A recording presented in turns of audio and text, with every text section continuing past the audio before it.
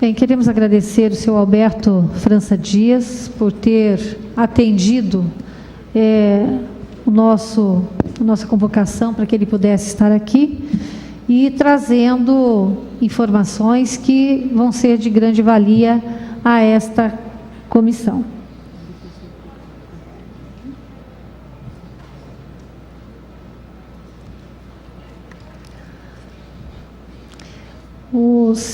O defensor público, Dr. Danilo Dias Vasconcelos de Almeida, da Defensoria Pública Federal, né? Defensor Público Federal, acompanha o senhor Alberto França Dias. O senhor fique à vontade.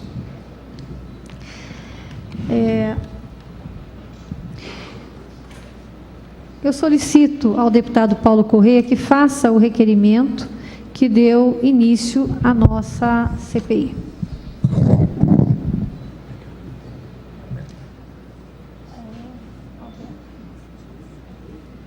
Senhor Alberto França Dias, tem um requerimento que começou essa CPI. Quero ler o objetivo. Instituída uma comissão parlamentar de inquérito que tem como objetivo apurar a responsabilidade do CIMI, Conselho Indigenista Missionário, na incitação e financiamento de invasões de propriedades particulares por indígenas no Mato Grosso do Sul.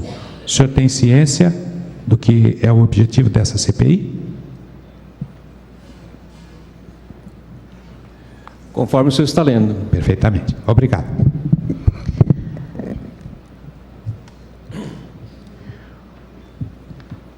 O senhor poderia nos falar o seu nome completo, senhor Alberto? Antes, porém, me desculpe, nós vamos fazer a leitura do termo de compromisso. Na qualidade de depoente perante esta comissão parlamentar de inquérito, nos termos do artigo 39 do Código Penal e do artigo 47 da Lei 1579, de 18 de março de 1952, que dispõe sobre as comissões parlamentares de inquérito, o senhor promete dizer a verdade, nada mais que a verdade, sob pena de ser imputado crime de falso testemunho, se fizer afirmação falsa, ou negar, ou calar a verdade? Sim. Doutora Marta vai colher a sua assinatura.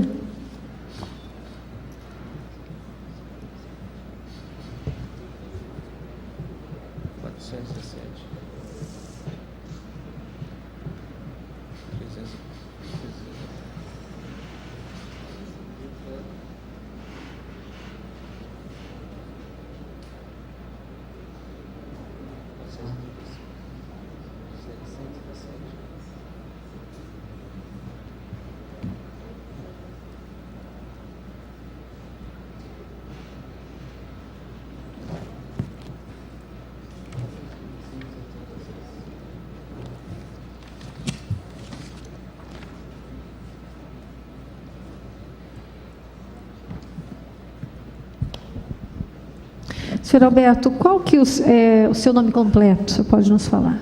Alberto França Dias. O senhor tem residência em qual comarca? Onde que o senhor mora? Qual o seu endereço? Aldeia Buriti. 2 Irmãos do Buriti. 2 Irmãos do Buriti. Atualmente o senhor exerce qual profissão? Eu sou professor. Professor lá na aldeia? Na aldeia. Tá. Possui outros meios de sustento? Não. Somente como professor? Como professor. Certo.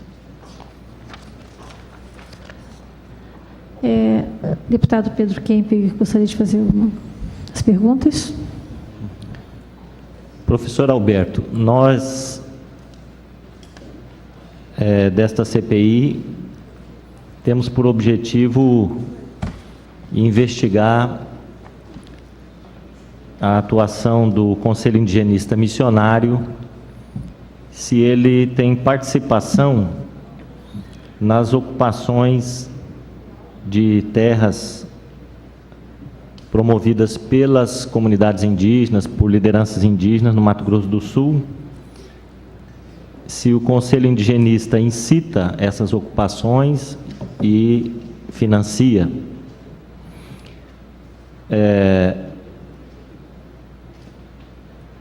nós tivemos aqui 2 depoimentos sobre a ocupação na terra Buriti. O senhor Ricardo Baixa e a senhora Jucimara Baixa estiveram aqui prestando depoimentos. Nesses depoimentos, depois nós tivemos também um terceiro depoimento, que foi o do delegado da Polícia Federal, Dr. Alcídio. 3 depoimentos sobre aquele conflito que aconteceu na terra Buriti. E nesses depoimentos, nós tivemos algumas afirmações que foram feitas aqui, de que os índios ocuparam aquelas propriedades a mando, sob orientação do CIMI. Inclusive, o delegado Alcídio, ele afirmou que estava, por ocasião da reintegração de posse, ele estava num posto de gasolina ali em Sidrolândia, quando ele recebeu uma pessoa, ele disse aqui que era um vereador indígena, e que disse a ele, afirmou que o CIMI estava orientando os índios a não deixarem a área ocupada. Isso no momento da reintegração de posse. E ele disse que a operação foi muito difícil da Polícia Federal, justamente porque essas pessoas ligadas ao CIMI estavam ali presentes, dificultando a reintegração de posse. Depois foi exibido aqui um vídeo. Foi exibido um vídeo aqui com imagens do delegado da Polícia Federal e também com imagens de pessoas do CIMI, inclusive um fotógrafo que teve a sua máquina fotográfica apreendida, teve um computador apreendido, e esses equipamentos foram levados para a Polícia Federal. A exibição desse vídeo foi apresentada como prova aqui para a CPI de que no momento daquele conflito o CIMI estava lá presente. E aí foram exibidas essas imagens aqui como prova. Então eu gostaria de saber do senhor, que é uma pessoa que reside ali na área, é professor na aldeia Buriti, que acompanhou esse processo. Inclusive, eu estive presente na ocasião da morte do Osiel Gabriel, estive no velório dele, e sei que o senhor acompanhou todo aquele processo. Eu gostaria de saber do senhor se essas afirmações procedem. O CIMI, também foi dito aqui nos depoimentos, os membros do CIMI participaram de assembleias do povo terena. O CIMI orientou as lideranças indígenas sobre essas ocupações dessas áreas. O CIMI financiou. O que o senhor tem a dizer sobre a participação do CIMI? E o que o senhor tem a dizer sobre essas ocupações de terra que aconteceram ali na região?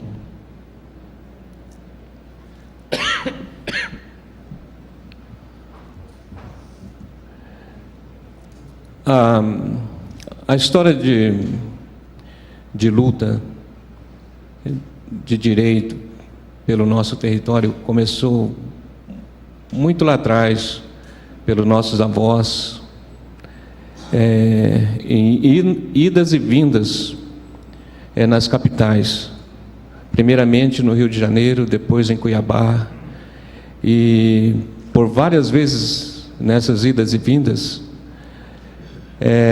chegavam para eles e diziam, está tudo resolvido lá, a questão de terra, a questão territorial de vocês lá está resolvida.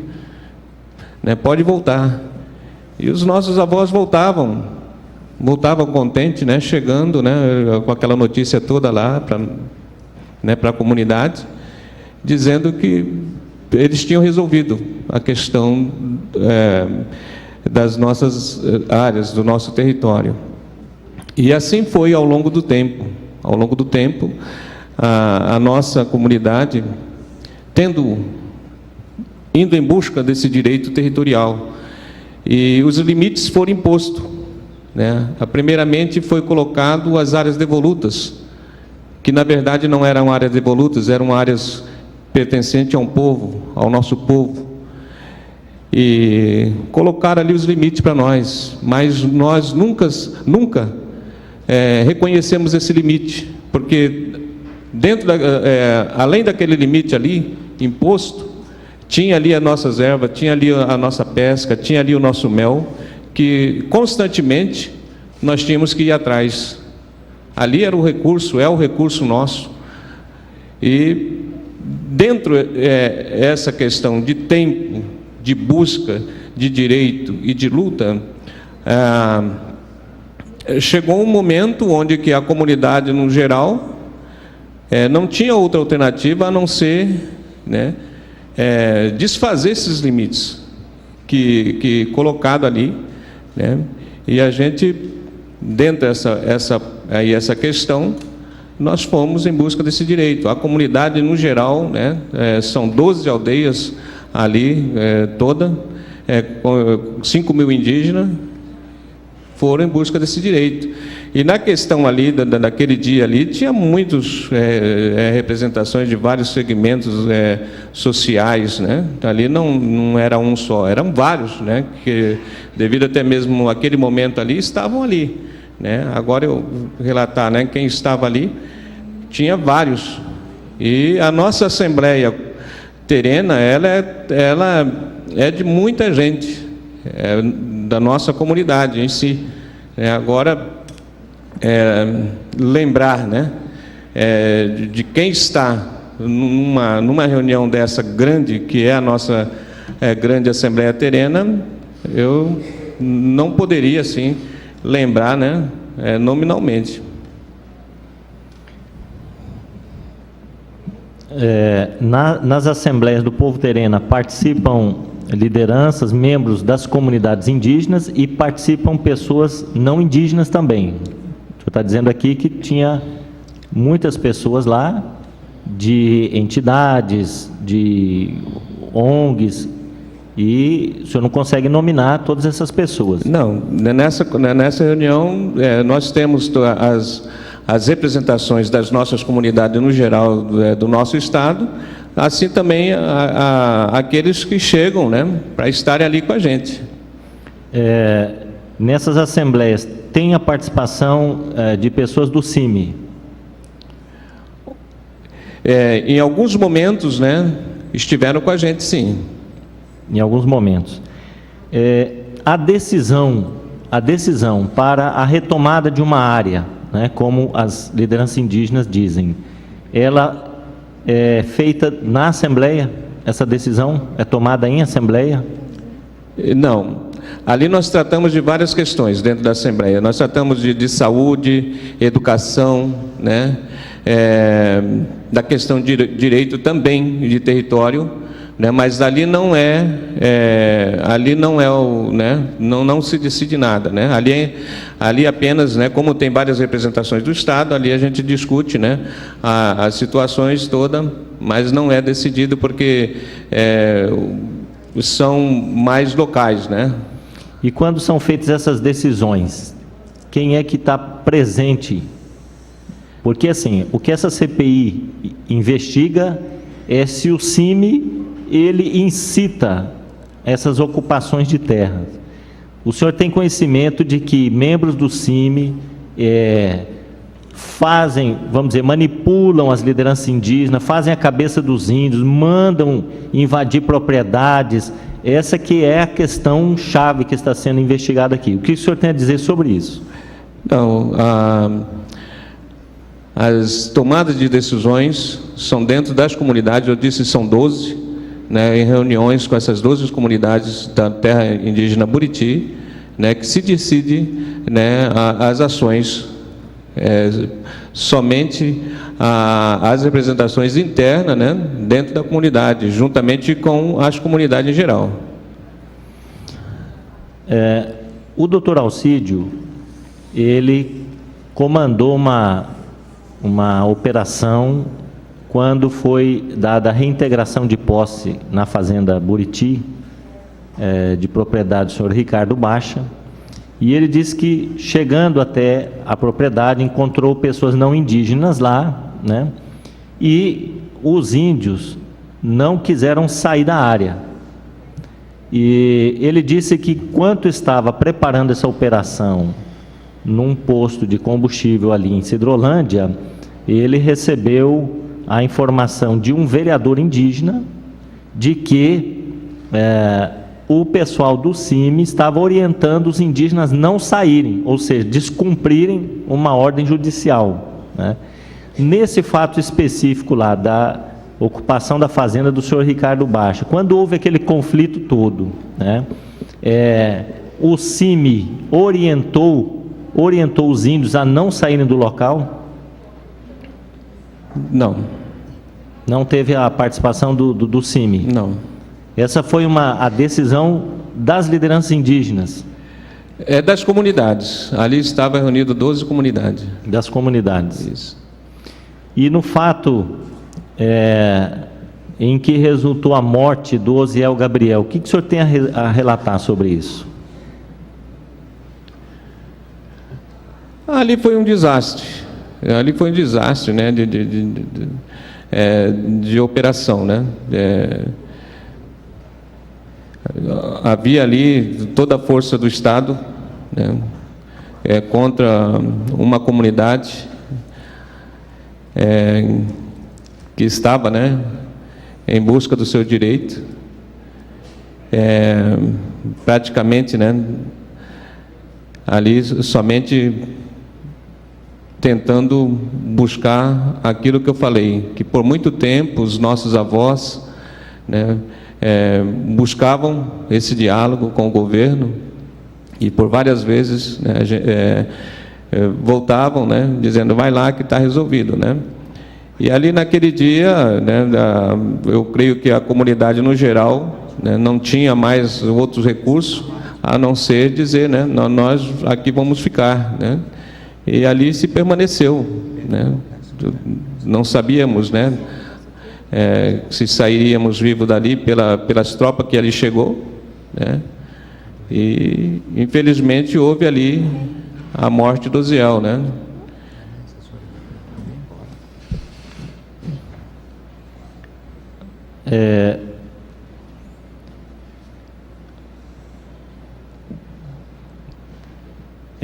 Nós ouvimos aqui muitas vezes de pessoas que vieram prestar depoimentos que durante muito tempo proprietários rurais, né, que depuseram aqui, que durante muito tempo mantiveram uma relação amistosa com as comunidades indígenas. São propriedades lindeiras das aldeias, e os proprietários nos depoimentos disseram, inclusive alguns índios trabalharam em nossas fazendas, havia uma relação de amizade, inclusive alguns relataram que ajudaram lideranças, pessoas da comunidade indígena, etc. E a partir de um determinado momento, essa relação deixou de ser amistosa. E aí eles tiveram as suas propriedades ocupadas, reivindicadas pelos índios, né? E em alguns desses relatos, eles atribuem a influência, né, do CIMI, que o CIMI estaria fazendo um trabalho no sentido de colocar na cabeça dos índios que eles deveriam entrar nessas propriedades, né? Então, com esse trabalho feito, supostamente, né, pelo CIMI, acabou essa relação amistosa entre os proprietários rurais e as comunidades indígenas, e passou a ser uma relação de conflito, né? De conflito. O que o senhor tem a dizer sobre isso?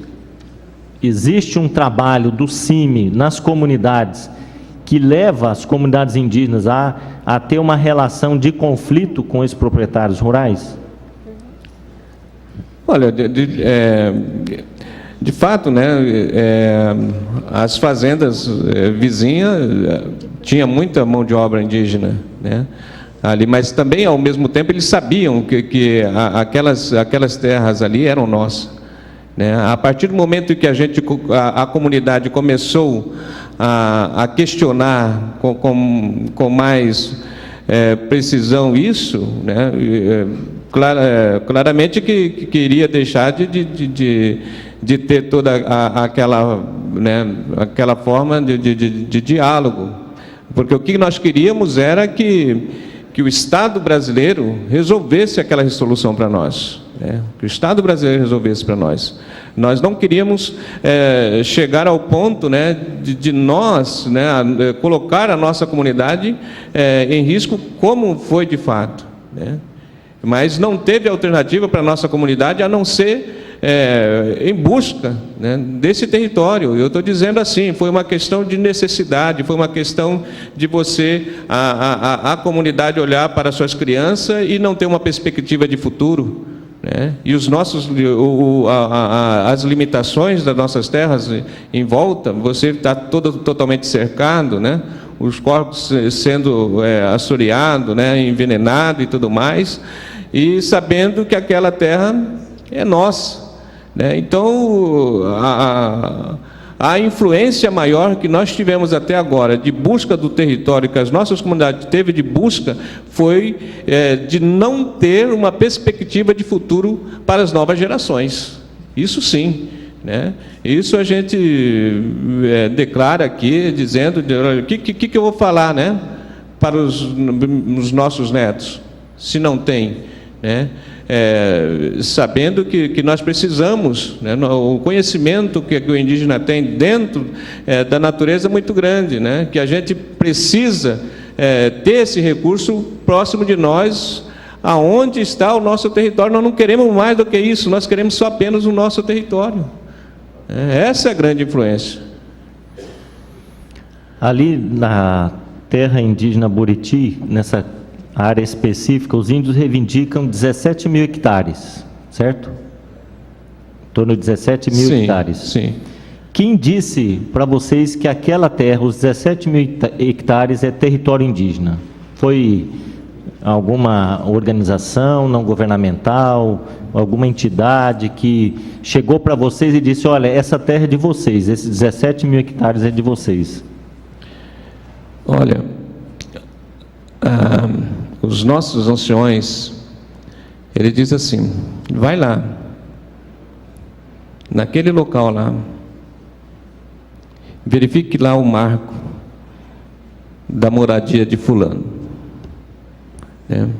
Vai lá em determinado ponto, verifique lá a moradia de cicrano, né? Então, nós temos prova dentro da nossa comunidade, através dos nossos anciões, quais são os limites da nossa área. São eles, né, que diz para nós, e não é assim, né, sem prova não, eles dizem e nós vamos lá e comprovamos, né? Os levantamentos e tudo mais é dentro disso, né? É dentro dessas provas colhidas pelos nossos anciões, dentro das nossas áreas. Então a comunidade, ela tem a noção da extensão, né, do seu território a partir dos relatos dos anciãos e dos antepassados. Claramente. Senhor Alberto, o senhor tem conhecimento de que o CIMI já deu dinheiro para lideranças indígenas, por exemplo, para fazer transporte de índios de uma aldeia para outra, já financiou atividades ali dentro da comunidade indígena? Não. Não tem conhecimento. São essas as perguntas que eu tinha para fazer, senhora presidente.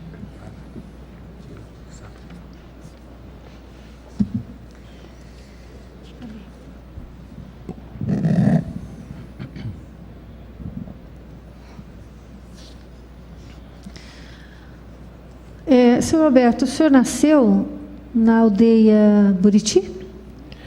Meus avós, por falta de território, não só, né, a minha família, né, mudou de lá, e depois a gente voltou novamente, como tem outra comunidade no norte também, por falta de espaço, né, onde que se criou uma comunidade terrena no norte do país, assim também como tem uma aldeinha dentro de Sidrolândia.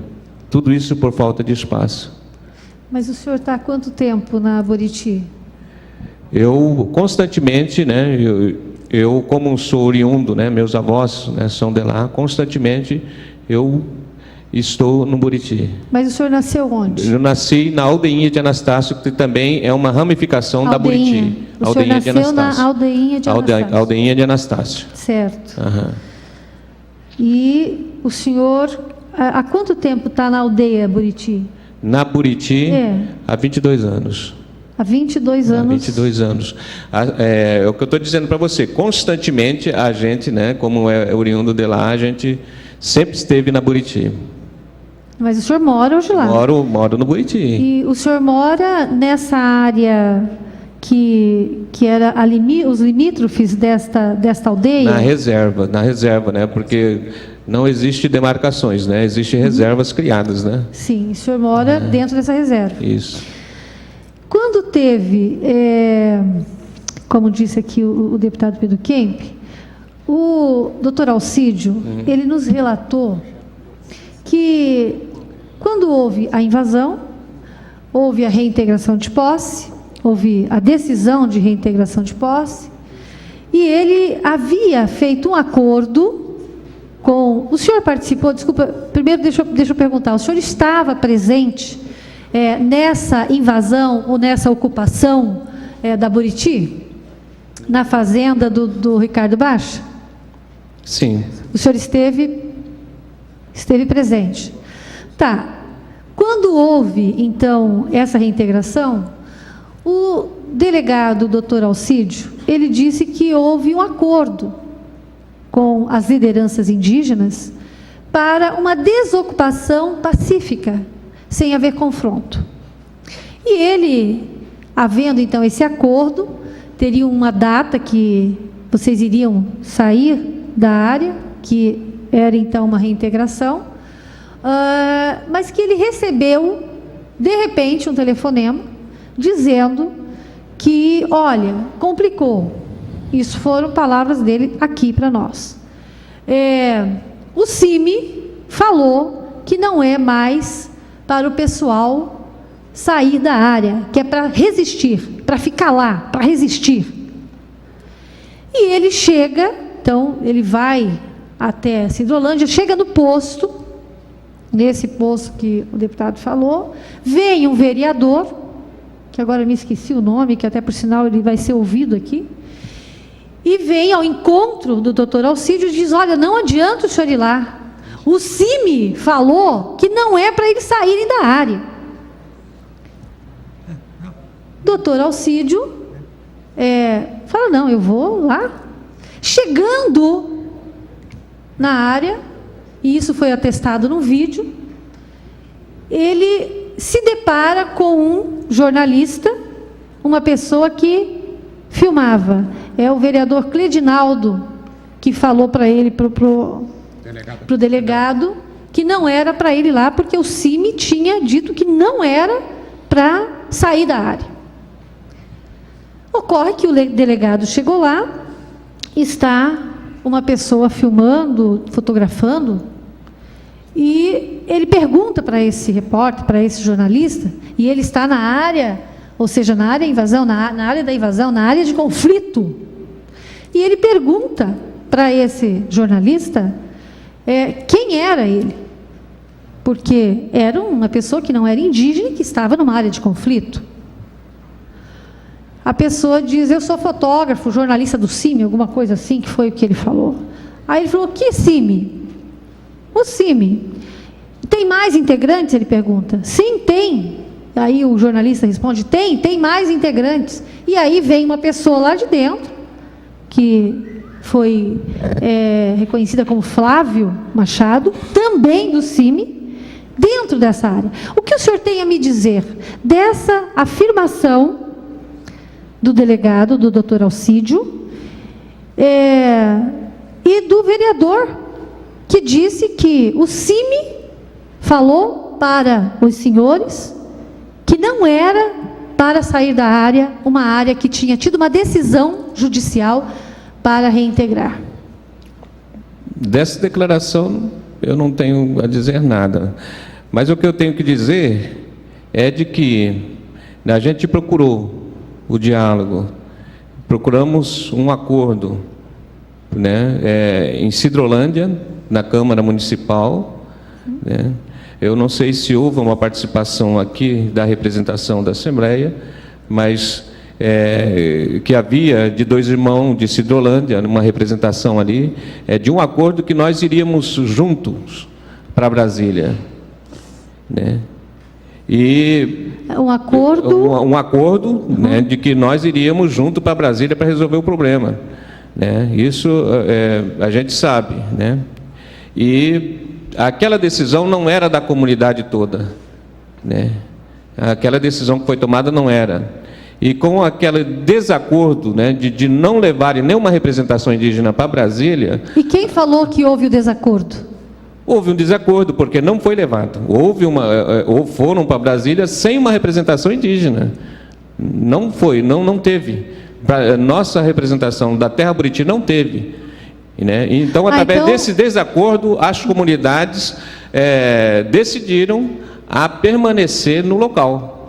Tá, então o senhor está me dizendo que havia esse acordo realmente, mas que teve então, nesse decorrer desse tempo, uma reunião em Brasília e que os senhores não teve uma representatividade. As comunidades não teve representação. Então houve essa reunião lá, é isso?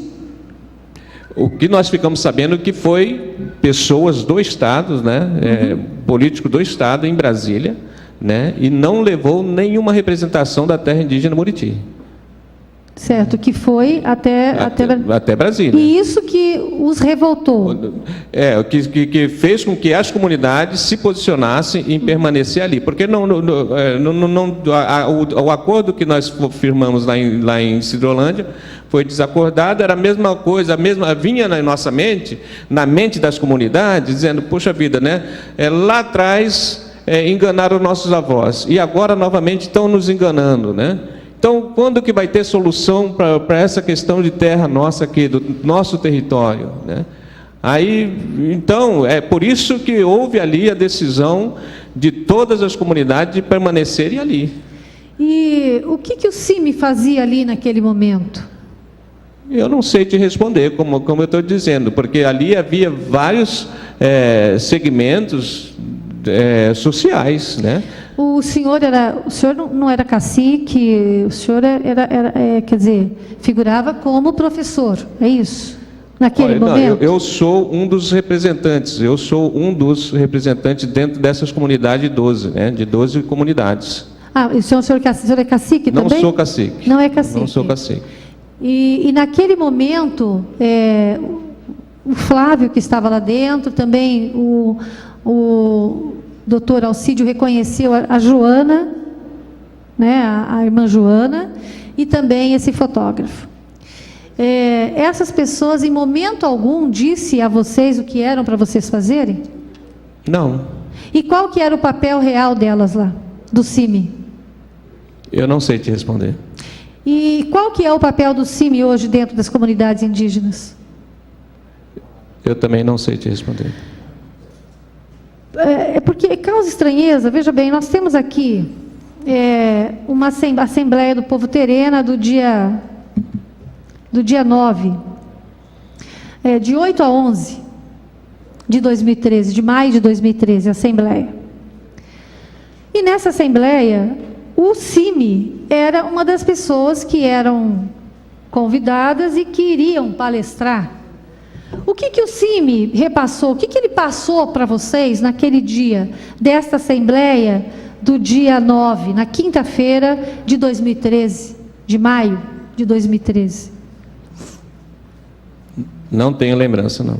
O senhor não tem lembrança? Não tenho lembrança. Certo. Deputado Paulo Corrêa, quer fazer um adendo ao meu questionamento? Se o senhor é um dos 12, se tem aqui a grande Assembleia do Povo Terena, no dia 9, o assunto tratado foi questão fundiária e luta pela terra. 7 horas da manhã teve um café da manhã, 8 horas, questão fundiária, conjuntura nacional, luta dos povos indígenas. Discutiram a portaria AGU 303 e a PEC 215, o projeto de lei 1610/96, mineração nas terras indígenas. Ministério Federal, Procurador da República, Dr. Emerson Calife, era um dos palestrantes. Situação do povo terena, Caduel, Quiniquinal, Alfaié. A senhora Marta Azevedo, presidente da FUNAI, estava. A situação jurídica das terras indígenas Guarani-Kaiowá, Conselho Atiguaçu Guarani-Kaiowá, estava a APIB e estava o CIMI. O senhor não lembra que o senhor participou desta reunião? Lembro, mas eu não me lembro foi tratado esse assunto no painel Questão Fundiária e Luta pela Terra? O senhor não se lembra isso? Olha, eu não lembro. Sim, senhor.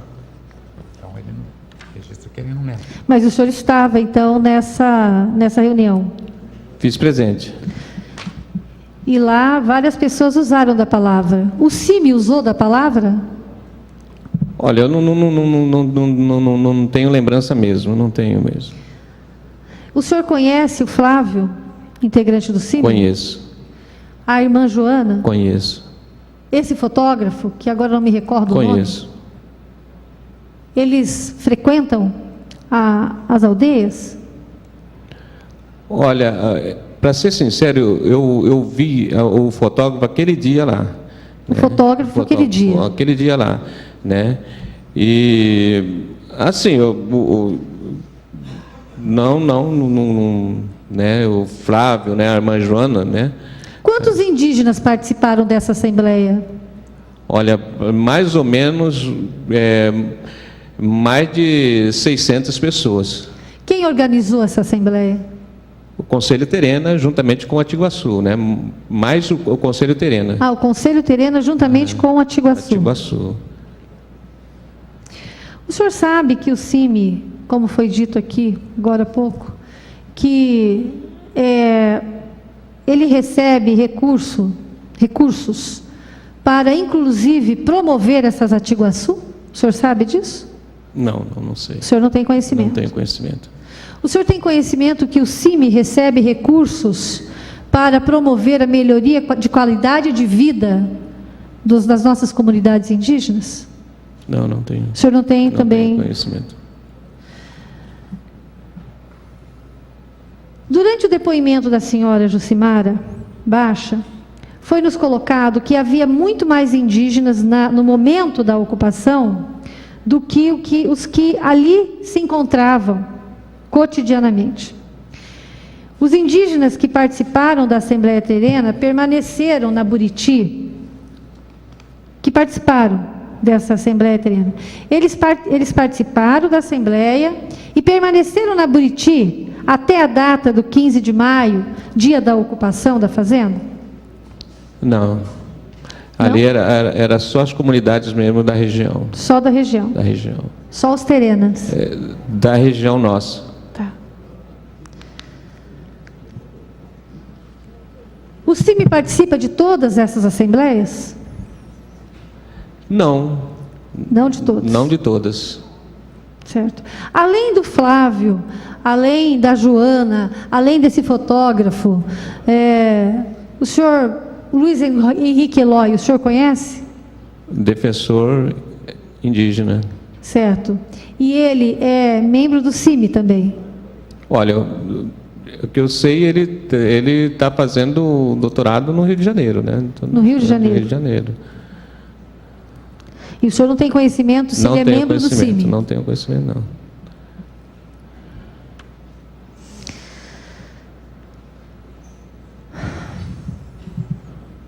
O senhor conhece o advogado Rogério Batalha, do CIMI? Conheço. O senhor conhece o Egon Heck? Conheço. Tá. Foi entregue a essa CPI um livro-ata, encontrado na sede da Fazenda Buriti, após uma reintegração de posse. Nesse livro consta um registro datado de 19/10/2009, cujo título é Reunião da Comissão de Retomada da Terra Pão. Nessa ata consta o nome do professor Alberto como um dos integrantes da comissão organizadora da retomada. Esse professor Alberto é o senhor? Não. O senhor tem conhecimento dessa ata? Não tenho conhecimento, não. O senhor não tem conhecimento dessa ata? Não tenho conhecimento dessa ata. Eu tenho essa ata aqui, deixa eu até localizar aqui.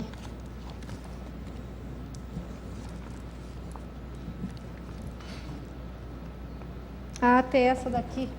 O senhor não reconhece essa ata? Não. Essa letra? Não.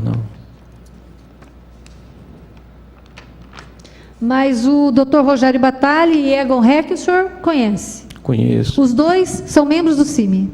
São membros do CIMI.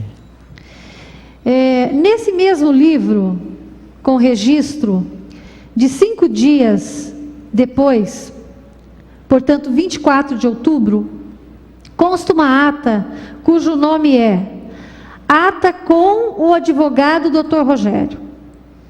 Nessa ata constam os mesmos nomes da ata anterior, inclusive mencionando que foi passado a fala para o guerreiro Alberto.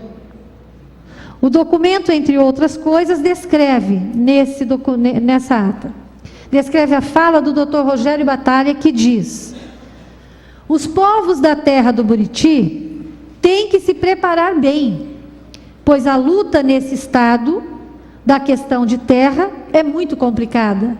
É preciso resistir e ser firme naquilo que tem como objetivo. Esse tipo de instrução é uma instrução comum passada pelos advogados do CIMI em reuniões com as lideranças? Não. Não? Mais uma vez, eu vou perguntar, porque esta ata também, professor Alberto, é onde diz essa instrução pelo Dr. Rogério Batalha, que é do CIMI. E aqui fala do guerreiro Alberto. Este guerreiro Alberto também não é o senhor? Não. O senhor não estava presente nessa reunião quando foi redigida essa ata? Não. Certo. Na página seguinte, do mesmo livro, há uma relação de armas e lanternas entregues a integrantes da comunidade indígena. Armas calibre 38, 22 e 32, bem como a quantidade de balas em que cada uma delas, há em cada uma delas. O senhor tem conhecimento dessas armas? O senhor tem conhecimento dessas armas? Não tenho conhecimento, não. O senhor nunca viu essa lista? Não. E também não teria qualquer ideia de como foi conseguido essas armas por essas pessoas? Não sei. Por esses indígenas? Não sei.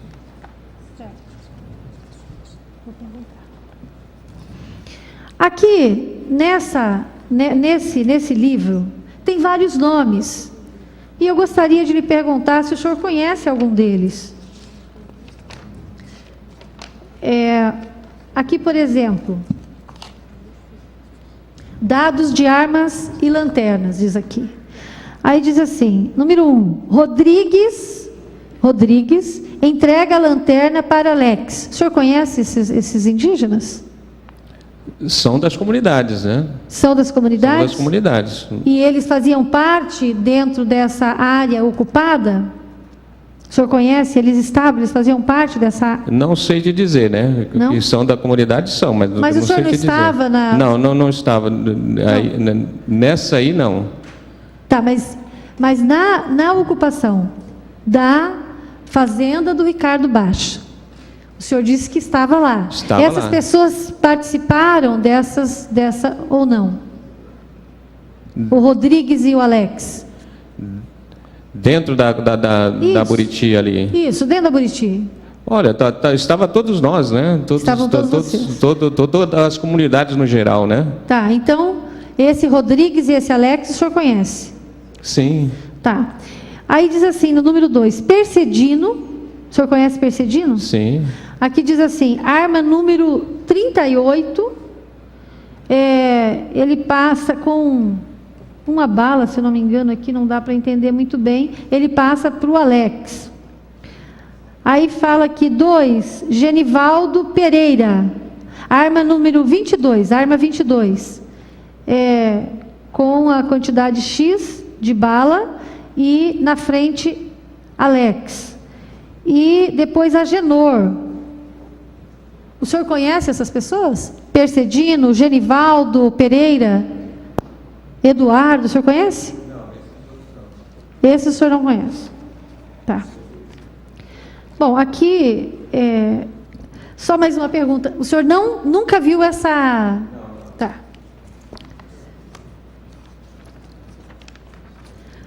Aqui tem um relato do dia 24/10/2009. E que diz assim: pauta com o advogado Rogério Batalha. Explicação. O senhor tem conhecimento disso aqui? Dessa relação? Dessa pauta que foi discutida com o Rogério Batalha? Que diz assim, explicação do advogado. A questão do Maninho. O senhor sabe o que é essa questão do Maninho? O senhor não conhece o Maninho? Não está com som. Espera aí que está gravando. Tá. Professor Alberto, então o senhor, nessa pauta, com o advogado Dr. Rogério Batalha, né, aqui diz, explicação do advogado. Nós não sabemos, o senhor também não sabe qual que é essa explicação do advogado? Eu não tenho conhecimento. Tá. Aqui diz assim, a questão do Maninho. O senhor também não sabe quem que é esse Maninho? Não tenho O conhecimento. senhor não sabe que questão é essa? Não tenho conhecimento. Processar o Estado e indenização. O senhor sabe do que se refere essa anotação? Eu não tenho conhecimento dessa ata, não. E diz aqui como deve ser a conciliação. O senhor não tem conhecimento de nada disso aqui? Não tenho conhecimento. Essa letra também o senhor reconhece ou não? Não, não. O senhor não sabe quem foi Não. que escreveu isso? Deputado Paulo Correia quer fazer uma consideração. Professor Alberto, lá na comunidade Buriti tem alguma outra pessoa que seja conhecido como professor Alberto? Não, Só o senhor? só eu. Ok. O senhor participou de uma reunião com o prefeito de 2 irmãos do Buriti, com o Rogério Batalha, para tratar assuntos da aldeia Buriti, na cidade de 2 irmãos do Buriti? Não. Também não.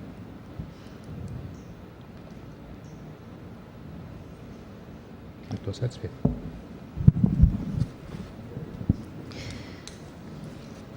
Bem, deputado Pedro Kemp, gostaria de fazer mais algum questionamento? Não. Bem, senhor Alberto, eu agradeço a sua participação, com certeza o senhor trouxe informações e que servirão para instruir essa CPI. E se o senhor quiser fazer mais alguma consideração, nós deixamos à vontade. Não. A única coisa que nós pedimos, né, continuamos pedindo, né, foi dada aí uma iniciativa do governo do Estado na questão de buscar uma solução para a questão da demarcação de nossas áreas. Eu penso que é uma iniciativa importante, que deve ser abraçada, para que haja aí uma busca de solução para essa questão fundiária dentro do nosso Estado. Então, eu penso que o empenho, assim, no momento, eu creio que tem que ser nessa iniciativa aí do governo, o que a gente percebe, né, que tem tudo para dar certo, né? Então, que eu quero deixar isso, né? Nós também estamos buscando, professor Alberto, uma solução. Nós não queremos ver mais nem indígenas, nem produtores sendo vítima de um sistema que tem deixado à mercê tanto o indígena como o nosso produtor, tá? Isso é bom que se diga aqui, tá? Meu muito obrigada. Agradecemos a sua atenção com essa comissão. Meu muito obrigada e o senhor está liberado.